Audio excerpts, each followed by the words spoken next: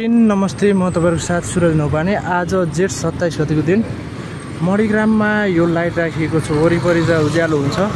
यो लाइट है, पोलको यो नयाँ मिल जाने बाटो, यो नयाँ मिल जाने बाटोमा तपाईँ देख्न सक्नुहुन्छ। यो पोलहरुमा लाइटहरु राखिएको छ, तर धेरै समय भयो यो लाइटहरु बन्न सकेको छैन। किन हो थाहा छैन मलाई। यो सडक विभागभित्र पर्छ कि कुन विभागभित्र पर्छ है। अब नगरपालिकाले गर्नुपर्ने हो कि सडक विभागले गर्नुपर्ने, कसले गर्नुपर्ने है त। यो लाइट एउटा बोलिएको छ है। ल गर्नुहोस् है। यहाँबाट नयाँ मिलसम्म मैले देखाउँछु र फेरि नयाँ मिलबाट अर्को लाइनको बाटोबाट फेरि फर्किनेछु। कतिवटा लाइट बोलेका रहेछन् हेर्नु है त। जम्मा एउटा मात्र बोलेको देख्नुभयो होइन यो। र अर्को कुरा के बताउन चाहन्छु भन्दाखेरि, केही समय अगाडि लगभग 4-5 वर्ष अगाडि होला सायद यो बाटो बनेको। अस्ति भर्खर यो लाइट पनि हेर्नु होला है, माथि पनि लाइटहरू पनि देखाइरहेको छु। अस्ति भर्खर बाटो बनेर आएको थियो होइन। बनेको थियो लगभग 4-5 वर्ष अगाडि होला। त्यहाँ यो साइकल लेन भन्ने छेउबाट साइकल लेन बनाइएको थियो। त्यो कलरको ठेक्का अस्ति भर्खर है, धेरै भएको छैन, धेरै समय भयो छैन, 5-7 महिना भयो होला पक्कै। त्यो ठेक्का कलरको साइकल लेन मेटियो। अहिले नयाँ कालोपत्रे भएको छ। यो काम गर्नु राम्रो कुरा हो, काम हुनु, विकास हुनु राम्रो कुरा हो। तर टिकाउ किन भएन त? हिजोसम्म तपाईँको यो बाटोमा अस्ति भर्खर साइकल लेन बनाइएको थियो। त्यत्रो बजेट खर्च भयो होइन। आज फेरि कालोपत्रे गरेको छ। यो वर्ष यो कालोपत्रे पनि कति वर्षको लागि टिकाउ हो त होइन। अनि यो कति वर्षको लागि टिकाउ हुन्छ त? ल आफै भन्नु है त। अब यो लाइटहरू हेर्नु है, माथि पनि लाइटहरू देखाइरहेको छु। एउटा बोलेको देख्नुभयो, मणिग्रामबाट तपाईँको नयाँ मिल जाने बाटोमा हिँडिरहेको छु देब्रे लेनबाट। र एउटा मात्र लाइट बोलेको छ है। मैले पुरै देखाउँछु तपाईँको। हिजो साँझ हामी आएको थियौँ, डाइभर्टरसम्म नै बोलेको छैन, अनि बिचमा पनि बोलेको छैन। भित्र लेनमा है यस्तरी यो हेर्नुहोस्, यो कौवा बसिरहेको छ। पल्लो बोलेको छ, ओल्लो बोलेको छैन।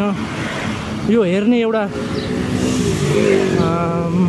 कर्मचारीहरू हुनुहुन्छ भन्ने कुरा सुनेको छु। कर्मचारीले पनि काम गर्नुहुन्छ कि गर्नुहुन्छ खै थाहा छैन। यो हेर्नुहोस् है, लाइटहरू हेर्नुहोस्। र केही कुरा भन्न चाहनुहुन्छ भने कमेन्ट बक्समा बताउन सक्नुहुन्छ। र अब मैले यो छिटै के एउटा अध्यक्षलाई पहिला सूचना दिन्छु। धेरै समय भयो यो बाटोमा मर्निङ वाक गर्न हिँड्नुहुन्छ, त्यसपछि इभिनिङ वाक गर्न हिँड्नुहुन्छ मान्छेहरू एकदम हेर्नुहुन्छ। र फुटपाथ पनि यस्तो छ झारखोलाहरू हेर्नु, अझ व्यवस्थित छैन। पारिपट्टिको तपाईँलाई मैले देखाउँछु। पारिपट्टिको यो एडमिसन अगाडिको है, यहाँ पनि लाइट बोलेको छैन। यो हस्पिटल अगाडिको तपाईँलाई मैले लगातार देखाइरहने छु, हेर्नु होला है। तपाईँलाई निरन्तर रूपमा अहिले म साइकलमा छु। हिँड्दाखेरि धेरै समय हुन्छ भनेर तपाईँहरूलाई जानकारी दिन दुःख हुन्छ भने म साइकलमा हिँडेर है तपाईँको यस्ता व्यतिथि विरुद्ध आवाज उठाइरहेको छु। यो लाइट हेर्नुहोस् है, एउटा मात्र बोलेको छ। यहाँ क्रिमसनसम्म आएको छु, एउटा मात्र लाइट बोलेको छ, एउटाभन्दा बोलेको छैन। यो बनाउने कसले? खै लगभग 1 वर्ष त भयो जस्तो लाग्छ है। मैले एक्ज्याक्ट रूपमा भन्न सक्दिनँ होइन, तथ्यमा नटेकिकन म बोल्दिनँ। तर यो धेरै समय भइसक्यो। र यहाँ हेर्नुहोस्, यस्तो नाली खै, यो पानी जाने नालीहरू खोले पो बल्ल पानी जान्छ। त्यसपछि पानी गइसकेपछि बल्ल बाटोहरू खुल्दैन। त्यही अनुसारको बनाउनु पऱ्यो नि त। फुटपाथहरू जनताको हिँड्नु लागि फुटपाथहरूमा यसरी बाइक स्कुटीहरू राखिदिनु भएन हामी जनताले होइन। यसरी बुझ्नु पऱ्यो नि त, हामी जनताले पनि बुझ्नु पऱ्यो। अनि यो लाइटहरू हेरौँ है। तपाईँ देखिरहनु भएको छ, म पनि बोलिरहेको छु। यस्ता आवाजहरू उठाउनु पर्नेछ। किन भन्दाखेरि यो बाटोमा इभिनिङ वाक, मर्निङ वाक गर्न धेरै हिँड्नुहुन्छ र सर्पहरू हुन्छ भने सूचना मात्र हालेर भएन नि। काम गर्नु पऱ्यो। जनताले जिताएर पठाएको काम गर्नको लागि हो होइन। काम गर्नुपर्छ।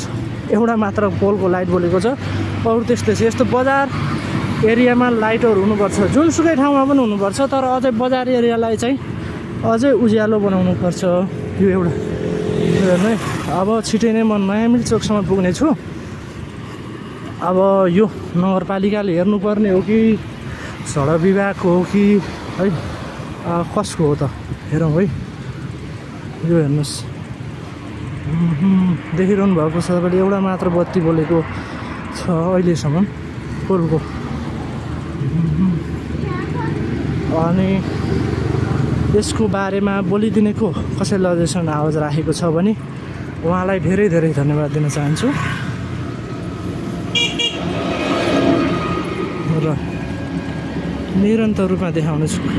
धेरै समय कि लाइट एउटा पनि बोलेको छैन।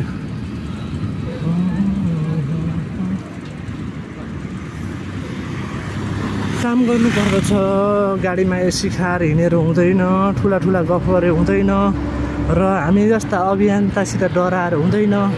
हामी अभियन्ताले के हो भन्दा समाजमा भएका भ्रष्टाचार व्यतिथि विरुद्ध यसरी काम गरिरहेका हुन्छौँ कि तपाईँले त्यसबाट सचेत रहनु है। गलत कार्यहरू नगर्नुहोस्, जनताको काम गर्न आउनुभएको जनताको काम गर्नुहोस् भनेर सचेत गराइरहेका छौँ। तपाईँको हामी यति आवाज उठाउँदा पनि बुद्धि पस्दैन भने त अब के लाग्छ होइन। आफै सचेत हुनुपर्ने कुरामा यसरी तपाईँले नदेखेको कुराहरू हामीले देखाइदिन्छौँ होइन। हामीले देखाइदिँदाखेरि कि हेर्नु जान्नु पऱ्यो कि सुन्नु जान्नु पऱ्यो